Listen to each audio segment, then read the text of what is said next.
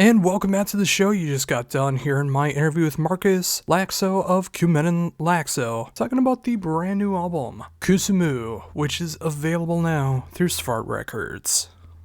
And I can't believe how many interviews I have done so far in my career as both that drummer guy and now with Heavy Debriefings. I've done well over 800 interviews so far, and I'm inching ever closer to 1,000 interviews. I do wonder when that time comes, be it this year, be it next year, be it 2024, whatever the case is, I do wonder who that 1,000th interview is going to be. But until then, we got a lot of great interviews to go in between then, and got some brand new music to be able to talk about in the form of 6 little album reviews that I'm going to be doing now in alphabetical order. This is not in order of how much I like them to hate them or anything like that. It is just in alphabetical order. And with that, let's just start with the album that we just got done talking about with Kuolemanlaakso with Kusumu, which again is available now through Svart Records. This is what I've been digging so much lately. I'm not sure if you've been able to tell in my album reviews that I'm doing, or if you just so happen to spy on me on Spotify. Whatever the case is, I've been enjoying death doom almost more than any other genre lately. And when you can take the death doom formula and you can spin it on its head, you can start incorporating new things that you don't necessarily find in those genres, like a good epic sense of melodicness, or black metal, or marching cadences, or anything like we talked about in the interview, that is always going to grab my attention. I love it when you can take a genre and make it your own. Of course, there are bands that sound so good that are just 100% pure death doom. And kind of like we talked about in the interview, you know, there's some inspiration with My Dying Bride on this album. I love My Dying Bride. One of the best out there when it comes to death doom. But this album isn't just that. It incorporates so much more than that. It incorporates some great history behind it. It's got such a great dark atmosphere behind it, but with a sense of hope. Whereas something like in My Dying Bride, it's almost entirely hopelessness. Of course, there's exceptions to that, but you know what I'm talking about if you're familiar with the genre and the bands. I mean, when you can incorporate anything from blast beats to harmonic moments to almost anything. I mean, the fact that he appreciates the avant-garde side of what they can do on this album, but it doesn't necessarily sound avant-garde. You know, it's just like, it sounds like it's expanding the genre, like we talked about so much, and I love it for that. Granted, I can't understand a single word that is being said. I can't. I need a translator to be able to do it. I am a stupid American. I only know bits and pieces of different words in different languages. I never took a secondary language in school. I'm just some dumb kid who only knows English.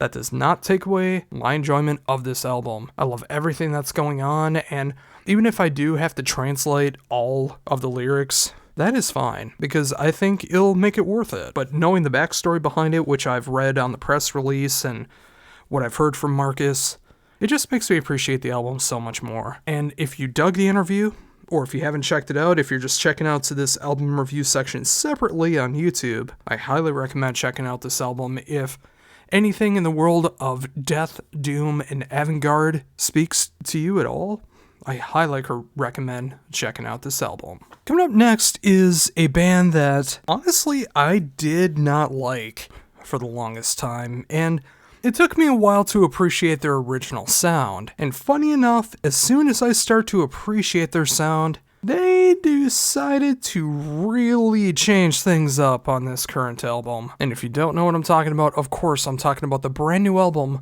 from Reckless Love, known as Turbo Rider, which is available now through AFM. Now, anyone that is familiar with the band knows that they are very much in that 80s hairband glam sound, but they incorporate just enough of that 90s to early 2000s pop sound. So it kind of feels like a boy band doing glam. And if you need a perfect example of that sound, They have a song on Peacemaker called Monster, which is perfectly what I just described. It took me so long to appreciate the band and the albums that they've released for that reason alone. You know, the boy band thing isn't necessarily my cup of tea. Hair bands, glam, all that stuff, I can very much appreciate. Combine the two, and it very much lost me at first, but I started to appreciate it. But then they decided to turn up the boy band sound and the 80s pop sound to 11 on this album. And much like what Judas Priest did with Turbo Lover, Reckless Love is doing here with Turbo Rider. Is this intentional? I have no idea. But what they're doing here is, first of all, the drums are electronic. It is all electronic drums, not real drums. Maybe they were played on an electronic kit, or they were programmed, I don't necessarily know. But you can definitely hear it in the snare, you can hear it in the bass drum. Maybe they're triggered. Maybe it was played on an acoustic kit and every single thing on it is triggered, but this album has 100% electronic drums. And it's the kind of electronic sounds that you hear in 80s pop music, or you do hear in that boy band sound. And it will make or break the album for you, because they are very upfront with the drum sound. There's no escaping it. If you like their original sound, but don't like that side of them, you're probably not going to like this album. Why am I putting it here on albums that I do like to show off, that I do want to talk about, that I do think deserve a recommendation? It's because I actually have a good sense of enjoying this album. It's something that I don't normally listen to and probably would not have ever checked out if this was a different band. But with it being Reckless Love, it feels so perfect for them to do something like this, where they really turn up that pop intensity. They still have that 80s glam sound. But when you combine that with like the overly produced pop sound, it's, again, you're either going to love this or hate it. If you're someone that's like, it's okay, you are such in a small minority of listeners that would listen to something like this. And once I actually got past the fact that it's not real drums, I was able to appreciate it for what it is.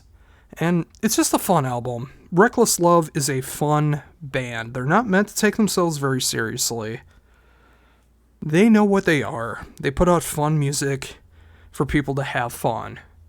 And that's what Turbo Rider is. And if you just want something that hits that glam style, that hits that pop sound, and you just want to have a little bit of a smile on your face without taking things overly seriously, you might want to check this one out, because it is available on AFM.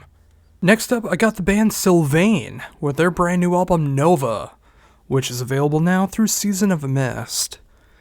If you're not familiar with this band, they are very much of that black gaze sound. If you're not familiar with black gaze, it's when you combine post-rock, shoegaze music, and black metal. The first track on this album and the last track on this album are very much of that post-rock sound, that shoegaze sound, and everything in between really incorporates that black metal sound to really make it that black gaze sound. And it's really done to perfection here.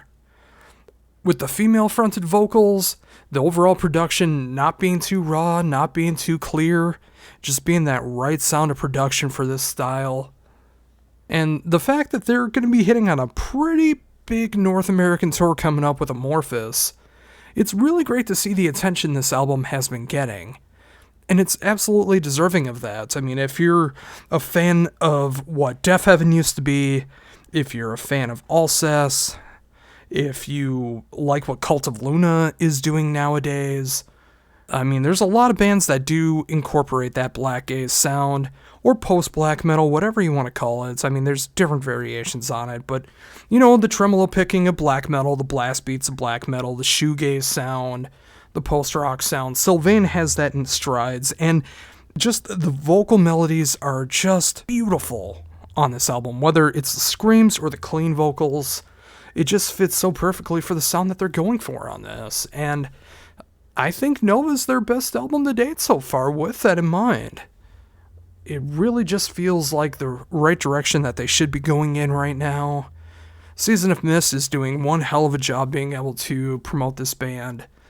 And I really think this is going to hold up very well for people who enjoy that black gaze post-black metal sound. And if that sounds like something that you would be into, I highly recommend checking out Nova from Sylvaine on Season of Mist.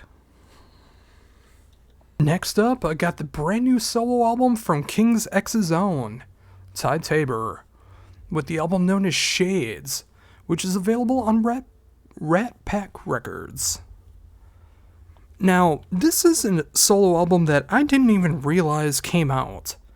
And then all of a sudden, I saw it pop up, and I was like, oh, shit, I gotta check this thing out.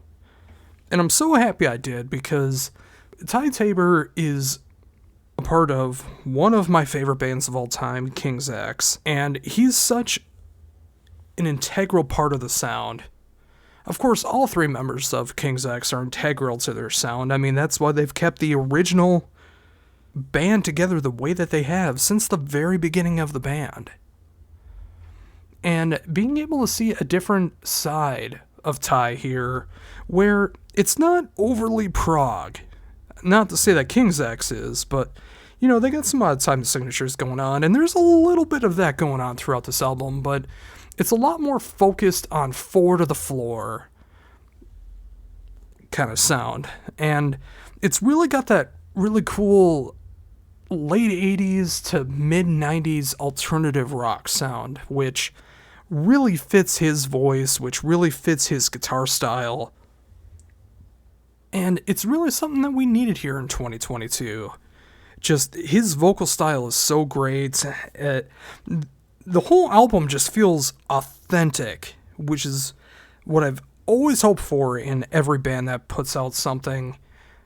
Of course, with some exceptions, but of course, with something like Tabor, I want it to be real, I want it to be authentic, because he has such a great sense of songwriting ability that no matter what instrument he's playing, no matter what he's singing, no matter what style he's going for, it works so perfect for him. And if you're looking for a little bit of a substitute for the new King's X album, which I hope will be coming out this year, potentially next year, we'll have to see. Hopefully this fits the bill for you, because I know it does for me.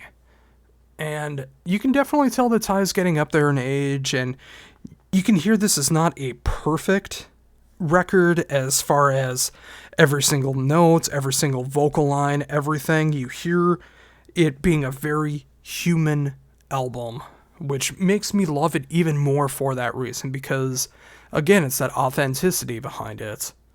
And Ty has just written some amazing songs here. It's got great production behind it. I'm not entirely sure if he's playing everything on the album, if he got some guest spots on the album. I'm not entirely sure what's going on with that. But say he is playing everything on here, I'd love to be able to see that kind of talent.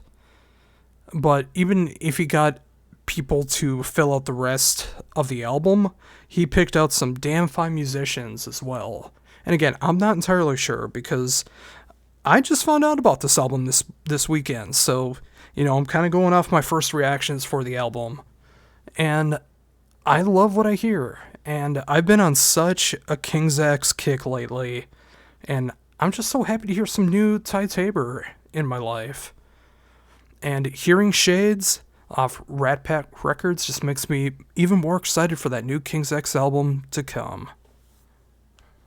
Up next is a band releasing an album completely by themselves, and another one in a style that's not necessarily in my wheelhouse, much like I talked about with Reckless Love earlier, but almost the exact polar opposite sound, with the band Until Death Overtakes Me and the album Collapsible Light.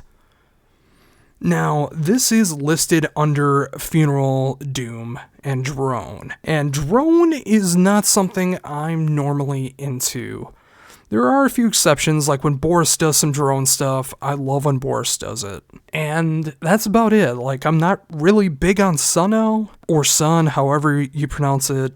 I always say Suno, because why would you have it otherwise like that besides just going off the speaker company? But this album kind of just hit me at the right time. Again, I've been going into doom metal a lot lately. Funeral doom, death doom, classic doom. Just doom is hitting me as of late. And maybe it was because of all that I decided to give something with a little more of that dirge and drone sound that I decided to give this album a shot. And I'm really glad I did, because even though this album is so simplistic, and much like I talked about last week, when it comes into Blood Incantation, when it comes into just doing like the synthwave keyboard sound, there's a lot of that going on here with guitar and bass, and very minimal, if any, percussion. And it really works to the advantage. I mean, it really feels like you're at a wake. It feels like you're seeing someone in their caskets, and you're just waiting for the funeral director to come and close the casket.